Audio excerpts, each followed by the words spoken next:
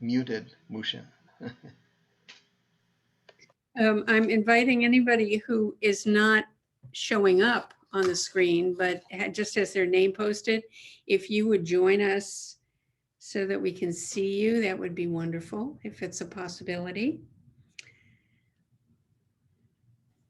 I don't know why you can't see me. Something's going wrong. I'm going to leave and come back. Try, yeah, leave and come back, please. Okay. Thanks. Okay, so good evening, everybody. It's wonderful to see everyone in the daylight, such as it is, the cloud light. Tonight, I would like to talk about a koan, the sound of one hand, and just the spirit of koan. So it goes this way: two hands clap and there is a sound. What is the sound of one hand? So the words lead us down a path. Two hands clap and there is a sound. What is the sound of one hand? This is a really simple question, but one that actually embraces all of life. What is the sound of one hand? As a Zen koan, it's an invitation to discovery, as all these koans are. We begin with what we think we're dealing with, and then we discover that there's a whole world that emerges as we take a closer look. What is the sound? What is all sound? What is any sound? We shouldn't get tricked by the word sound here. Any word can trick our ordinary thinking mind, the mind of words and meanings, into a kind of knowing. We go kind of automatically into a knowing that limits our openness to the breadth of our life, to actual experience. Everything that is labeled is already pre-digested for us. And so any koan, and definitely Zen practice, leads us to the raw food before digestion begins. So let's look at some of the approaches to the sound of one hand. Starting with the body. Let's begin with the body. We always begin with the body. If I were to ask you, show me the sound of one hand, how would you do it? Is anybody brave here, willing to show the sound of one hand? Koans trick us. They trick the ordinary mind, which is usually where we start and often just get stuck with ordinary mind. In our habituated path of thought and associations, we are confined to the words about experience and what we already know about our experience, what has already been expressed. So let's think about Bodhidharma for a minute. Bodhidharma, who actually describes Zen as a practice that's outside of words and outside of thinking, that directly points to the human heart mind. So who was Bodhidharma? He's kind of a mysterious mythical figure, but part of the story about Bodhidharma is that when he arrived in China, he left the city center and he had a famous meeting with the emperor. But after that, he withdrew from court life and from society. And he went and he sat in a cave and faced the wall of the cave for 9 years. This is the story. I've often wondered about why he did that. And it seems to me it's such a beautiful expression of really, I mean, who knows whether it was 9 years, but an expression of what we do in Zen, which is we withdraw from our centers of civilized mind, and we go off into unknowing, into stillness, to find the true expression of our life.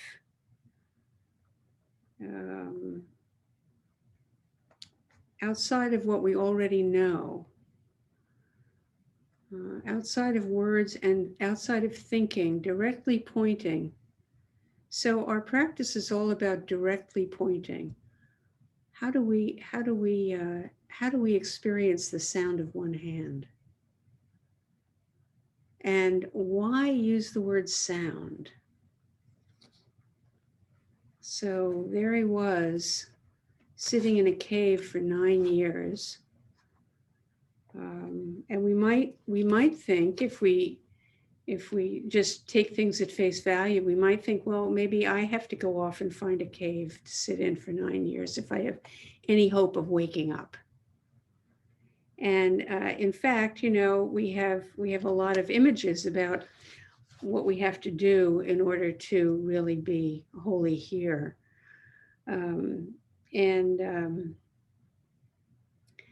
Maybe we do need to find a cave. But is waking up only dependent on one condition? The condition of the cave?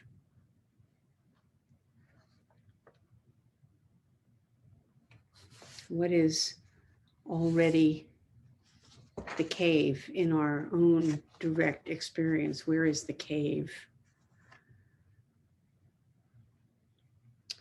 So anyway, the way that this came to my mind to talk about this koan was looking at the orientation, a tape about the orientations that we've been given and giving to new sitters. And one of the things that we do is we say, okay, there are two basic, really primary practices that we can use. One is breath, and one is listening to sound. But we don't talk too much about listening to sound, although it is more suitable for some people than following the breath, if we tend to be more auditory in our processing, more sensitive to auditory. Sound, actually, that's the sense that's the last to go in death. So some people are much more tuned in to sound. So listening to sound. We can use it as our primary practice if that happens to be really useful for us.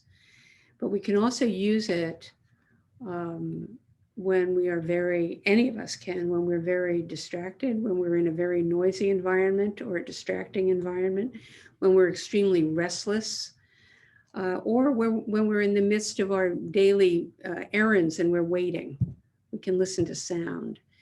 Sound is always present, just the way breath is always present, which is one reason why it's such a primary practice. So I first had an experience with listening to sound early on. That maybe the very first all-day sit that I led in Seattle. We started at 6 in the morning, and at 7 in the morning, the neighbors started cutting down a very large tree with a chainsaw, and it went on for many hours. And initially, I found it extremely distressing. But then I remembered, oh yeah, listen, just listen. And after that, it was fine. And so I've always appreciated the handiness of having a practice that we can just take up when we are when we're in the midst of a lot of sound. in a noisy place. We just listen to sound. And when we're listening to sound, we're listening to it the way we listen to music, which is it's a flow. It's a flow of sound. We don't have to label it. We don't have to know anything about it. We can feel it in the body. We can notice what it brings up for us, kind of in the heart center. However we want to work with it, whatever we notice as a result of listening. So this is a very simple and direct practice. And it like every other sense, it just flows, sound flows. Inner sounds, like the gurgle of the stomach, or a fart, or outer sounds, big ones and small ones. Or what we think is silence, which might actually be tinnitus, or just almost the sound of empty space. So whatever it is, just what is it? What do I hear? What's heard? Is there a sound to your thoughts? What is the sound component to thought? Is there one? It's a very interesting practice. What about sounds that go on and on for a while before you even notice that they're there? Like maybe the alarm going off in the morning. And then after a while you realize, oh, there it is, even though it's been going on for a while. So listening to the current of sound alerts us to the character of endless Dharma gates. A Dharma gate is anything that gets our attention, that brings us right here and now, that we can work with, that we can see our life as it is currently animating. But this koan, listening to sound, goes beyond all of this and reaches into and invites us to discover the universe, the infinite Dharma gates. Sound is infinite. Yasutani Roshi used to say that anything that is expressed in words is not the heart of the matter. Well, not just Yasutani Roshi, but the Tao Te Ching also says that. Anything that's expressed in words is not the heart of the matter. Words point. So listening to sound is listening directly to the heart of the matter, whatever happens to be the matter at the moment. So how is the heart of the matter expressed? What is the sound of one hand? How will you express that? How do you express the sound of one hand? One of the things about our Zen practice is that it encourages us beautifully to never stop growing, never stop waking up, never stop learning, noticing. In Zen, we call our practice the family business. The family business in Zen is to remain open, always hearing the sound of one hand with ever increasing clarity and enjoyment.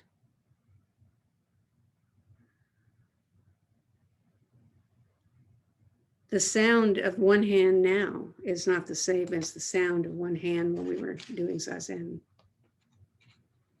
Each moment which is hidden manifests. What is the sound of what is hidden? So we approach, in working with this koan, we approach seeing with our ears and hearing with our heart. It's no coincidence that the Bodhisattva of compassion, Kuan Yin, listens to the cries of the world, hears the cries of the world. It's one of the ways that this koan is expressed. When we hear the sounds, we're open and unified with all that is. So it's one of the practices, one of the compassion practices is listening to the sounds, listening to sound, because it is bound to open our hearts. I particularly like sometimes being in my house and listening to the sounds of the house, which are sometimes really cute. They're like some strange creature that has all kinds of little creaks and flips and odd sounds that it's hard to even put words to. It is the house expressing its life. A house is always settling and shifting.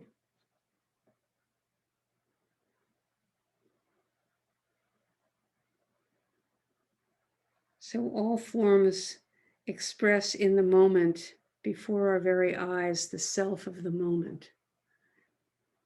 If we only see with our eyes, we miss the sound. If we only hear with our ears, we miss the sound. If we only feel with our thoughts, we miss the sound.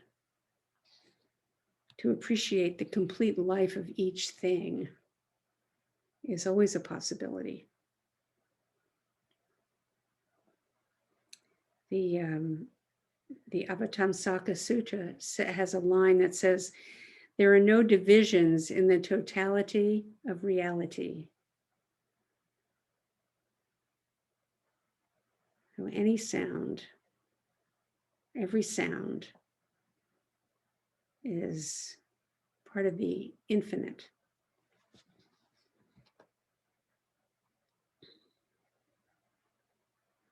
So there's a fun way of practicing with this, a little exercise. It's a skillful means. And it is to take any object that you live with. Could be the clock or a cup or I don't know, a head of cauliflower or a shirt, anything at all, and listen to it.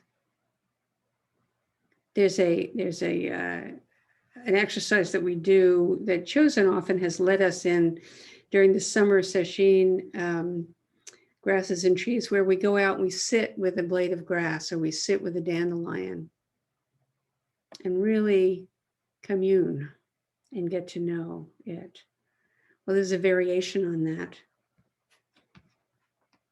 Listening to the voice, listening to the objects that we live with, listening to the gravel underfoot or the sound of the heater.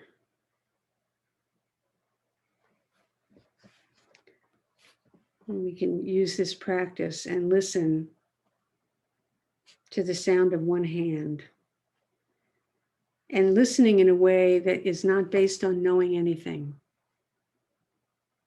We don't have to think we know anything. We don't have to put words to it. We can notice how quickly we do put words to sounds. So we go beyond relationship when listening to sound. We come into full relation with sound and we go beyond it. We go beyond me listening to sound to just the sound, into the, and beyond that, which is into the complete fullness, the utter fullness of not even one, which is when all self is not part of the experience.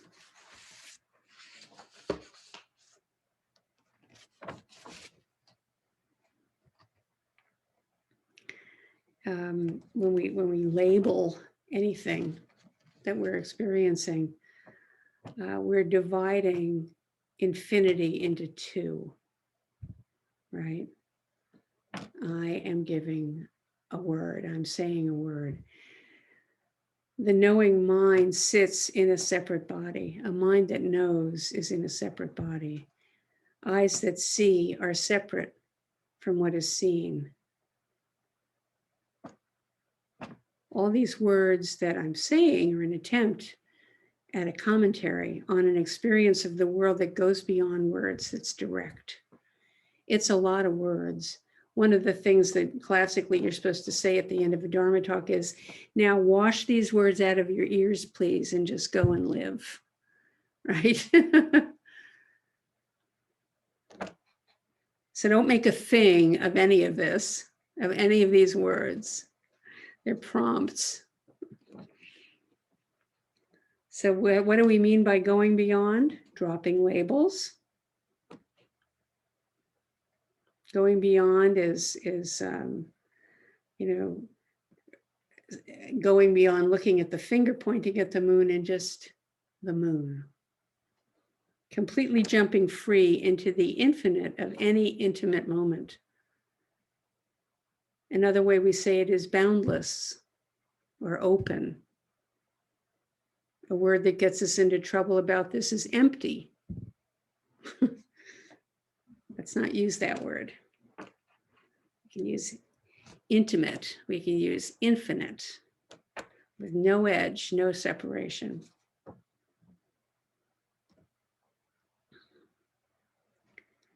So Thomas Merton said, we're not meant to pour ourselves out in the service of a dream, a fantasy, a delusion. He's talking about the basic nature of listening to sound. Let us free ourselves from the domination of mind commentary. And the freedom, the liberation that practice offers us is exactly the sound of one hand, not dependent on your hand or mind or any hand, but all the hands of a working universe as it functions freely. So please use this practice, listening to sound, and make your own discoveries. It's kind of endless and it's really interesting. So whatever happens inside the house, outside the house, in conversation, any weather, any time of day or night, the sounds in dreams. Is it possible to listen to sound in dreams? All of this can be part of the practice of listening to sound. And it's particularly wonderful and enjoyable. I find it a very enjoyable practice because you don't have to do anything. You don't even have to concentrate. You just listen. So may we all enjoy this practice. Thank you.